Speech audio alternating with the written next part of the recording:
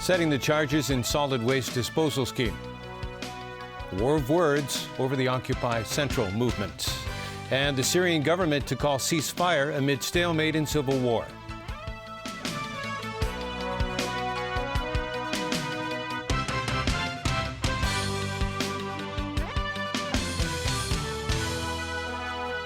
Good evening. The government is now coming up with a level of charges for households in the solid waste disposal scheme. There are also proposals on how the charges will be calculated, for example, for those living in village houses versus residents of high-rise buildings. Rani Samtani has more details. What the public is most concerned about is how much they'll have to pay. In the first round of the consultation of the scheme, the government confirmed that a majority of people do support waste charges. In the next phase, the government will offer proposals on just what the charges will be. For example, a 3-member family that dumps 2.61 kilos of rubbish each day will have to pay from about $30 to $60 or more per month. And the more solid waste it needs to dispose of, the more it has to pay. As to how the garbage levy is to be calculated, the consultation document says it could be charged by weight or volume. Then there are also proposals on whether to follow in Taiwan's footsteps of calculating the levy based on the waste generated per household. Or it could be based on the average amount of the entire building, which could work better for residential high-rises common in Hong Kong. Or there could be a mixed scheme featuring both approaches. And the public would be asked if they want the charges to be implemented in one go or in phases. Other details involve possible exemptions for low-income households and how to prevent people from illegal dumping. While many have voiced support for the tax, critics are demanding the government focus on other waste reduction means, such as recycling instead. But the Environment Bureau has maintained that Hong Kong's massive waste problem can only be managed by focusing on a series of measures, and that includes a household waste tax. Rani Samtani, TVB News. A top central government official in Hong Kong today stepped up the attack on the Occupy Central movement. And as Evelina Leung reports, debate also rages on the nomination of candidates in the 2017 chief executive election. In a newspaper article today, Hao Tie-chuan, publicity director of the central government's liaison office, offered his views on the Occupy Central movement, which aims to push for universal suffrage in Hong Kong. Hao said there must be progressive progress in a civil disobedience campaign. The first step is to go through the legal proceedings and lawful assemblies. After exhausting the legal options, it involves illegal means to express discontent, but it cannot target other people in society. Hao hit out at the movement, saying it chooses to skip the legal means, which would affect local businesses and tourism, among other things. He also said should the campaign get a go-ahead next year, it would happen again and lead to future unrest.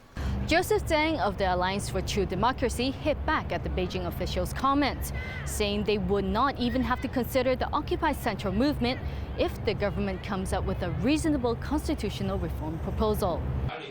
Occupy Central organizer Benny Tai, meanwhile, said they are using peaceful means to fight for universal suffrage right now, and the movement is only their last resort. He added those taking part would not create chaos or unrest. Chief Secretary for Administration Carrie Lam also weighed in. She says she is looking forward to electing the chief executive in 2017 through universal suffrage, but she said everything must be done lawfully. Also in the spotlight today, the nomination of candidates in the 2017 CE election. Maria Tam of the Basic Law Committee says she's against allowing all eligible voters to nominate CE candidates. The other thing is the technical issue, a procedural issue involved. I think there may be some difficulty asking whoever's prepared to sign the nomination sheet to give you his ID card or address and things like that, which will sort of reduce the credibility of such an exercise.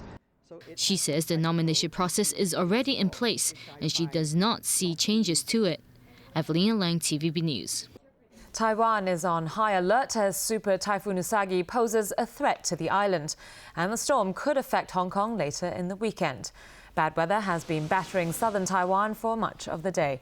Many schools and businesses were shut down this afternoon. Usagi is the strongest storm to hit the Western Pacific this year. Mainland authorities today issued a disaster relief alert for the super typhoon. It's expected to hit the coastal regions of Guangdong Province on Sunday. And the Hong Kong Observatory says local weather will worsen significantly with strong winds and rough seas. Turning overseas, Syria's deputy prime minister says his country's civil war has reached a stalemate. And because neither side is strong enough to win, President Bashar al-Assad's regime may call a ceasefire. Sonia Artero reports. More than 2 years into its civil war, and Syria is faced with catastrophic damage, the deaths of 100,000 people, and an economic loss estimated at $100 billion US. In an interview with Britain's Guardian newspaper, Syria's deputy prime minister said it's clear neither government forces nor rebels are capable of defeating each other.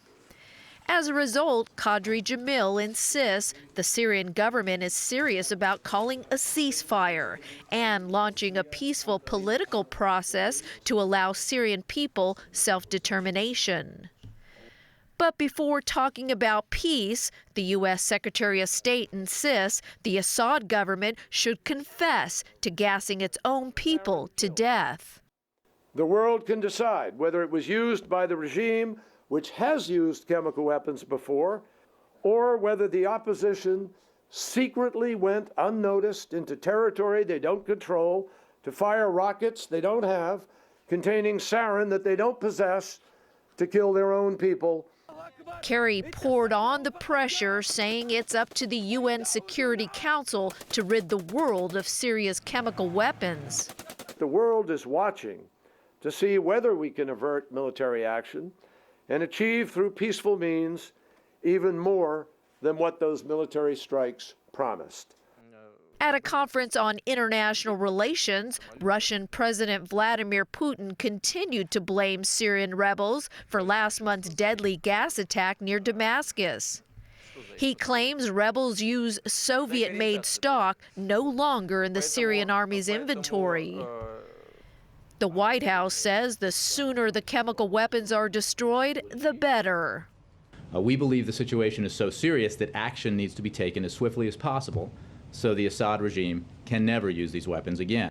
Sonia Artero, TVB News. And while meeting Foreign Minister Wang Yi in Washington, the U.S. Secretary of State agreed to disagree with China over the crisis in Syria. Wang reiterated the need for political talks instead of launching military strikes on Syria. While John Kerry admitted they disagree sharply over the handling of Syria's chemical weapons, he urged Beijing to help the UN Security Council resolve the issue. On North Korea, Kerry said China plays a special role in achieving their shared goal, which is to bring about a peaceful denuclearization of the Korean Peninsula. The U.S. has welcomed comments by Iranian President Hassan Rouhani that his government would never develop nuclear weapons. The Obama administration also says leaders of the two countries may meet in New York next week if Tehran is indeed serious about giving up its nuclear program. Rouhani's comments have been very positive, but everything needs to be put to the test. We'll see where we go. And at the right moment, I think the White House and the State Department will make clear where we're heading. Actions are more important than words. And one of the reasons why we're seeing this change in rhetoric, we believe, is because, or we know, is because of the international consensus that has been established with the President's leadership behind the proposition that Iran must give up its nuclear weapons program. And that consensus has been backed with the most severe sanctions regime in history. And that sanctions regime has inflicted enormous harm on the Iranian economy. Dozens of Yemeni soldiers and police officers were killed in several attacks in the southern province of Shabwa. The Yemeni military says they were coordinated attacks carried out by al-Qaeda militants. Amateur video shows the aftermath of an attack on a police camp that saw 8 police officers killed. About 30 people were killed in other attacks. Pope Francis has stressed compassion rather than condemnation over divisive social issues such as abortion and homosexuality. As NBC News reports, the pontiff's new goal is to treat the Catholic Church as a house for all instead of a chapel for the few.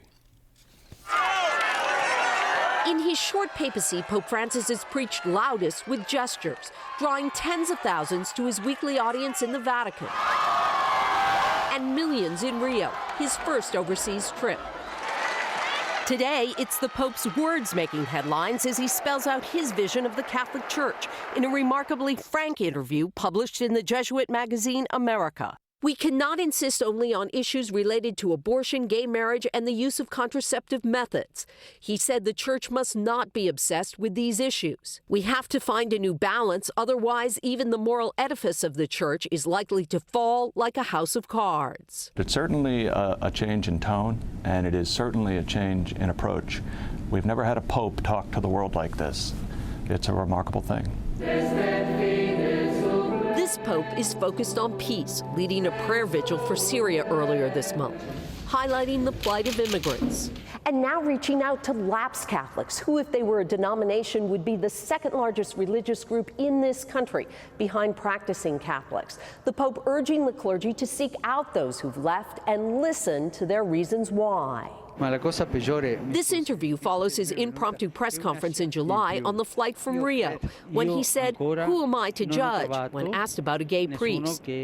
Now speaking about all gays, the Pope said, when God looks at a gay person, does he endorse the existence of this person with love or reject and condemn this person?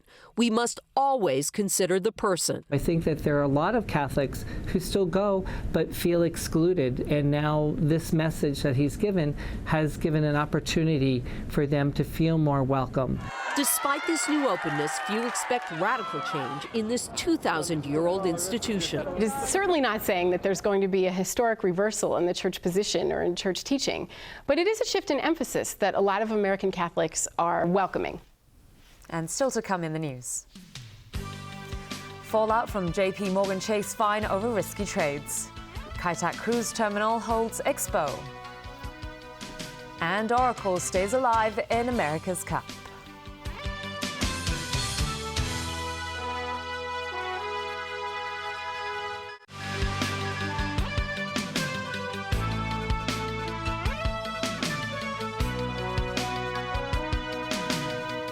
Welcome back. American banking giant JP Morgan Chase has agreed to pay almost $1 billion in fines for failing to oversee risky trading strategies that led to huge losses last year, perhaps even more damaging to the bank's reputation than the staggering fine. The bank admitted wrongdoing. Alan Booknia reports. The combined $920 million in fines is one of the largest ever levied against a financial institution. Regulators from the United States and Britain said JP Morgan's weak oversight allowed traders in its London office to assign inflated values to transactions and cover up losses that eventually ballooned to $6.2 billion in April 2012. The director of enforcement at Britain's financial regulator said the bank had measures in place that were inadequate and ineffective. Actually, the risk grew significantly over time, and the knowledge of the company about the size and scale of those risks was not keeping up with it. And one of the issues around the way in which the firm undertook its own investigation was that it had not realized the scale of the risk it was facing. 2 senior managers and 1 trader in the bank's London office were fired. 2 are facing criminal charges. The bank could also be facing lawsuits from investors who lost money. Clearly, it's a big hit to the bottom line. They have reserved certain amounts of this already, and they expect that their legal expenses beyond reserves could be as high as $7.5 billion going forward. So it's a little bit higher than we had expected. The scandal was initially called a tempest in a teapot by JP Morgan's chief executive, Jamie Dimon, who later admitted to Congress the bank failed in its oversight. Jamie Dimon has made it clear that they are trying to rebuild from this. As far as did he have anything to do with this, I think if anything it was more of a failure of oversight, his lieutenants. The huge loss at JP Morgan raised more concerns about continued risk-taking by Wall Street banks and questions of whether the financial industry had learned the lessons of the 2008 meltdown. Alan Bookniat, TVB News. And back locally, Hong Kong's first ever Cruise Holiday Expo kicked off today at the Kai Tak Cruise Terminal. The three-day event will bring several international cruise line operators here in an attempt to promote Hong Kong as an international hub for the industry. Joel De Silva reports.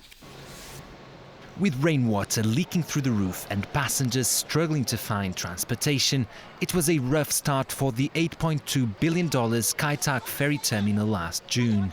Still, the government is satisfied and optimistic.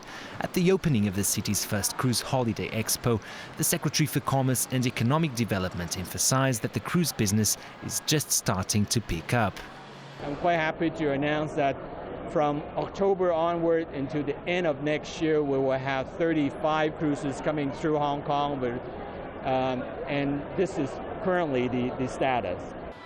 And according to the director of the consortium running Kai Tak, a recent move from the central government allowing mainland passengers setting off from Hong Kong to Taiwan to travel onwards to Japan and South Korea is prompting interest among international operators. They're quite interested both in the new policy and the itineraries they can put together. And they're also interested in other big infrastructure projects in Hong Kong, like the high-speed rail, which means that the addressable source market for them in southern China will become that much bigger. About 30 local travel agents are also at the expo, attempting to convert Hong Kongers to cruise tourism and to dispel the myth that it's only for the rich. Besides special offers and select cruise packages from travel agents, visitors to Hong Kong's first Cruise Holiday Expo can also attend seminars with tips from travel experts and win lucky draw prizes. Joel De Silva, TVB News. A beach in Tsuen Wan has reopened for the first time in nearly 2 decades. This follows government efforts to improve the water quality at Anglers Beach. Officials believe beaches in the area are now in better condition than before, but as Kirti Nadwani reports, beachgoers still have complaints. Anglers Beach reopened today in time for the long holiday weekend. Swimmers noticed a significant improvement in the water quality here, but complained the beach was still filthy. This beachgoer said the water quality is fair, but that it would be better if there's no garbage around. Others do find the beach's facilities to be better, safer, and more family-friendly. This woman pointed out that lifeguard services are available once again. The Leisure and Cultural Services Department says new changing rooms have been built and storerooms and the barbecue site were renovated. And the department is deploying staff to clean up the garbage here. Anglers Beach was among 7 beaches in Tsuen Wan shut down since the mid-1990s because of poor water quality. After years of sewerage improvement works carried out by the government, 4 of them, Lido Beach, Kasam Beach, Approach Beach, and Hoi Mei Wan Beach, were reopened to the public earlier. The other 2, Ting Kau Beach and Gemini beaches, are expected to be reopened next summer. Kirti Nadwani, TVB News. The stigma of disabilities has resulted in many children on the mainland being abandoned, but efforts have been made to try to change their lives for the better. 29-year-old Chen Shi is from Hunan province. He was paralyzed from the waist down at a young age and grew up in an orphanage on the mainland. Chen recalls always feeling hungry and cold and never having the space to play back then. He said he didn't have a wheelchair either and was always crawling on the floor. His conditions got worse after trying to move around on a chair as he further damaged his buttocks. Chen got a break at age 12 when he was sent to an orphanage in Hunan that was founded by Briton David Gotts. With a wheelchair, medical treatment and an education, Chen today is a graphic designer, independent and grateful. Gotts, who began running orphanages for disabled children on the mainland 2 decades ago, said many parents face pressure into giving up their kids. Sometimes people can make difficult and cruel comments that make you feel like this is not acceptable to have a child with a disability. Economically, it can be very challenging too. Often, one of the parents will need to stop work in order to be able to look after the child. His organization now has 3 homes in Hunan and Henan provinces. One of the key areas it focuses on is to help raise the standards of caregiving on the mainland by bringing in experts from overseas to help train local staff. Children with disabilities can have feeding issues, and if they don't have staff that know how to deal with those feeding issues, then a child can become more and more malnourished and weaker. His group also believes a salient part of childcare is pure and simple human touch. Lots of holding, eye contact and playtime. All right, Chris, over to you for sports. Some sailing to start. Oracle USA kept its slim title hopes alive at the America's Cup in San Francisco. The Americans beat Emirates New Zealand in race number 12. They took advantage of a good start and crossed the line 31 seconds ahead of their rivals.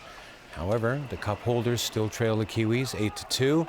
The first team to 9 points will claim sailing's most prestigious prize. Thursday's second race was aborted due to strong winds. Golf, and Henrik Stenson leads the Tour Championship in Atlanta after firing an open round 6 under 64. Stenson is one of 30 players in the running for the title and a $10 million bonus. Australian Adam Scott is 1 stroke back of the Swede. Top seed Tiger Woods struggled despite ideal scoring conditions. He posted a 3 over 73 and is 9 back. Woods was the only golfer in the field without a birdie on his scorecard. Move over Lionel Messi and Cristiano Ronaldo, the world's best trick artists, gathered in Japan this week for the Street Style World Final. Jameson Wong has highlights. You remember him, don't you? He was on the end of that infamous World Cup headbutt from Zinedine Zidane. Marco Materazzi was one of the judges for the Street Style World Final in Tokyo. Ronaldo, Messi, or Marta, they ain't, but they are the best at what they do. 50 ballers from 30 countries faced off over 2 days. The rules were simple: 3 minutes, 2 players, 1 ball.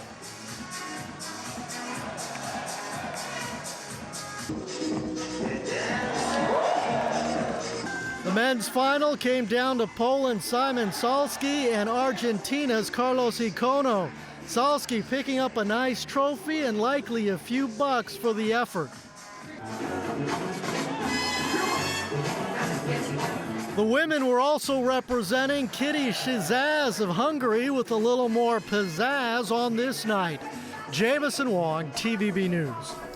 Well, that sure makes hacky sack look lame, huh? Doesn't it just? Right, that's the news for tonight. Thanks for watching. Good night.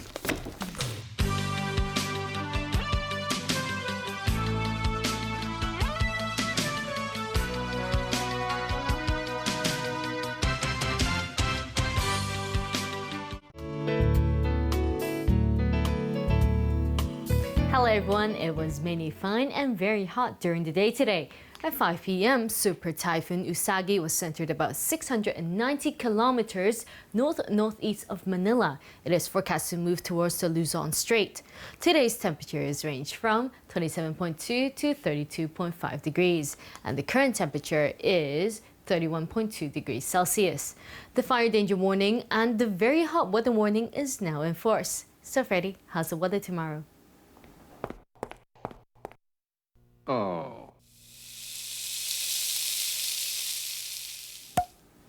Mainly fine. Temperatures will range from 27 to 33 degrees. And as Usagi edges closer to the coast of Guangdong, winds will significantly strengthen on Sunday and Monday.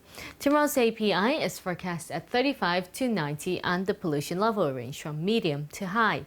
The maximum UV index forecast for tomorrow will be about 9. Now, here's the latest global weather update. Showers in Shanghai and Xiamen. Sunny in Guangzhou, sunny intervals in Macau. Cloudy in Beijing and Seoul. Rain in Ho Chi Minh City and Manila. Sunny intervals in Kuala Lumpur and Singapore. Thunderstorms in New Delhi and Mumbai. Sunny in Cairo, sunny intervals in Nairobi. sunny in Brisbane and Sydney. Showers in Toronto, sunny intervals in New York.